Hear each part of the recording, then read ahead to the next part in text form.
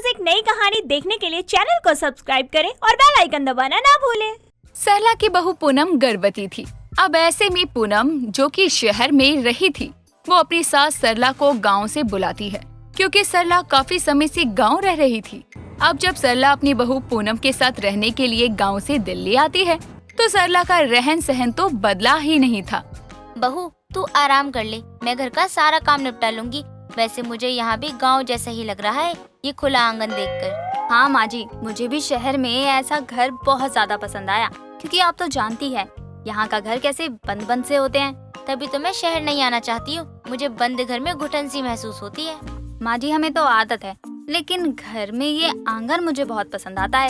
हाँ, ये तो मैंने ही बनाया था लल्ला से जिद करके, वरना वो तो कुछ और ही सोच कर बैठा था। दोनों सास बहू बातें कर रहे थे कि तभी विमला का आना होता है। अरे रे सरला, तू कब आई? मुझे तो अब पता चला तुझे देखकर। बड़े दिनों बाद तुझे देखकर बहुत खुश हो रही हूँ।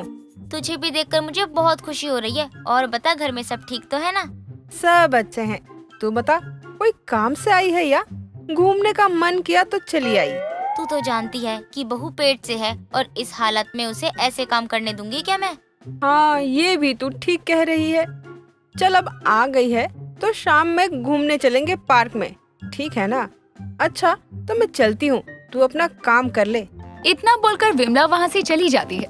इधर सरला अपने घर के कामों में लगी होती है, और जब घर का पूरा काम होता है तो सरला अपनी बहू को बताकर विमला के साथ घूमने के लिए निकल जाती है। अरे विमला, मैं तो कहती हूँ कोई काम धंधा शुरू कर ले, अच्छा रहेगा। अब इस उम्र में मुझे कोई अपने घर ना बुलाए, और तू है कि मुझे ये कह रही है कि मैं कोई काम धंधा ढूंढ लूं। अरे मैं तुझे कौन सा किसी के घर में चौकीदारी करने को कह रही हूँ। मैं तो तुझे अपने काम के बारे में बता रही हूँ। तुझे पता भी है कि मैं महीने में कितना कमा लेती हूँ? पूरे 20-30 हजार तक कमा लेती हूँ। ऐसा क्या कर रही है जो तू इस उम्र में अच्छे अच्छे डिग्री वालों को फेल कर रही है, वो भी कमाई के मामले में? विमला ये पूछ ही रही थी कि तभी सरला को एक गाय सामने से गोबर करती हुई दिखती है, जिसे सरला अपने हाथों से उठा लेती है। अब ये देखकर विमला अपना मुंह अपनी साड़ी के पल्लू से ढक लेती है। अरे सरला, ये तू क्या कर रही है? हर कोई तुझे ही देख रहा है। क्या कर रही है? मुझसे दूर ही रह। सरला, फेंक दे उसे। तूने क्या किया? अरे यही तो वो राज है जिसमें मैं महीने में इतने कमा रही हूँ, और अच्छों को मैं डिग्री में पीछे छोड़ रही हूँ। छी सरला, तू ये क्या बोल रही है? भला कोई गोबर से भी इतना कमा सकता है क्या? मुझे एक बात नहीं समझ आ रही है कि तू इस गोबर से करती क्या है? अरे विमला, तू तो मुझसे ऐसे भाग रही है जैसे आज से पहले तूने कभी गोबर के उपले नहीं बनाए।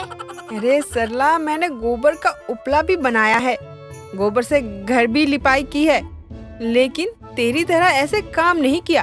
तू इसे फेंक। सब हमें पागल समझ रहे हैं। अपनी भी इज्जत है सरला।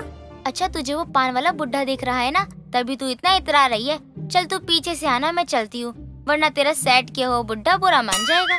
इतना कहने के बाद ही विमला तो वहीं रुक जाती है, लेकिन सरला अपने घर आती है और अपने आंगन में रखे एक बड़े से ड्रम में गोबर रख देती है।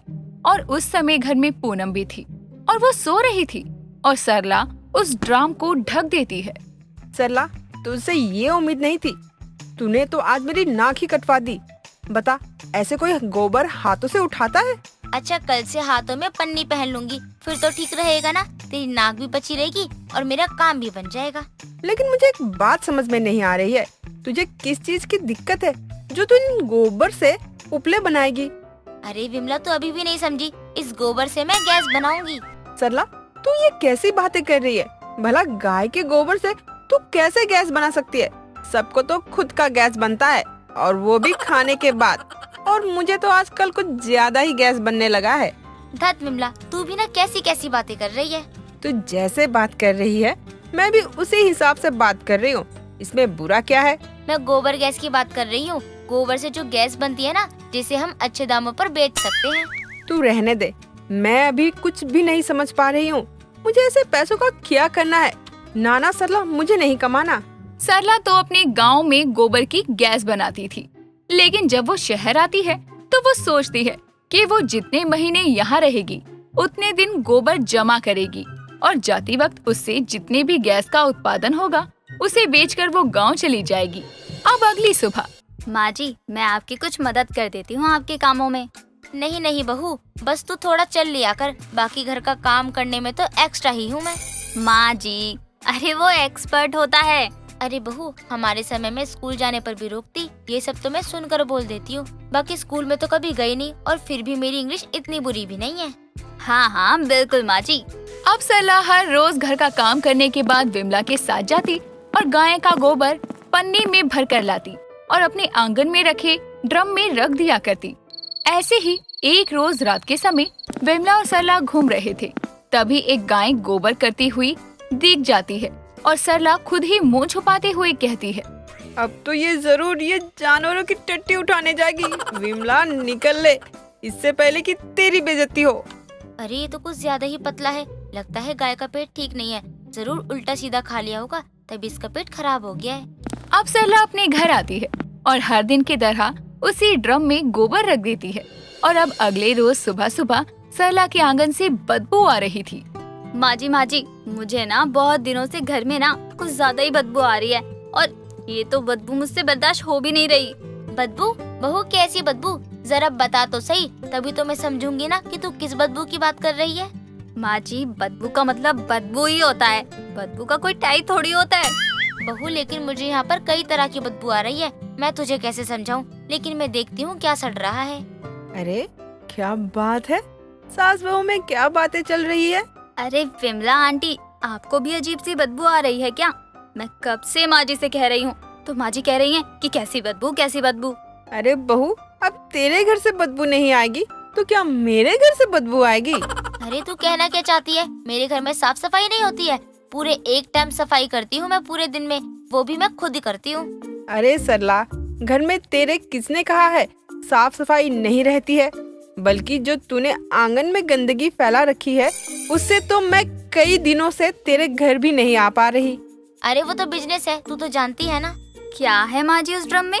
तेरी सास ने उसमें गोबर इकट्ठा कर रखा है, यही तेरे आंगन में, जाकर देख। और इसी बदबू ने तेरा ही नहीं बल्कि पूरे मोहल्ले का जीना हराम कर रखा है। अब जब पूनम उस ड्रम का ढक्कन हटाकर देखती है तो उसमें गोबर सड़ रहा होता है, जिसे देखकर पूनम अपनी सास से कहती है, माँ जी ये सब क्या है? मुझे पता है आप गांव में गोबर से गैस बनाती हैं, लेकिन ये यहाँ संभव नहीं है। माँ जी मैं इसे अभी फेंकती हूँ, वरना एमसीडी वालों को पता चला तो अच्छा खासा चालान काट देंगे। अब इस तरह पूनम अपनी सास को समझाती है और सरला भी पूनम की बात मान जाती है। और तो और वो ये फैसला लेती है कि अब जब वो गांव जाएगी तो ही वो अपने गोबर से गैस बनाने का काम करेगी, जो वो करती आई थी। हर रोज एक नई कहानी देखने के लिए चैनल को सब्सक्राइब करें और बेल आइकन दबाना ना भूलें।